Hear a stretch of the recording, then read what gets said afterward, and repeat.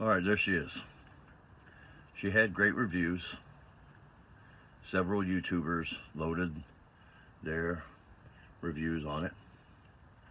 I bought it a year ago, put a tarp on it and put it underneath my steps and forgot all about it. About a year later, maybe a little longer than a year, I went out and got some gasoline, got some oil. It was pretty self-explanatory in the instructions and the YouTube video that they put out. I add the oil down there, put the gasoline up there to 4 gallons. And I was really surprised actually, because it started up like bam, at the snap of a finger. So you figure it's been through the snow, it's been through the rain, you know, it had a tarp on it and everything. Looks like it's gotten a little rusting, just not being used. So there and there. But I'll fire it up for you if I can hold the iPhone at the same time. Check it out. So you just turn it on and you turn the gas on.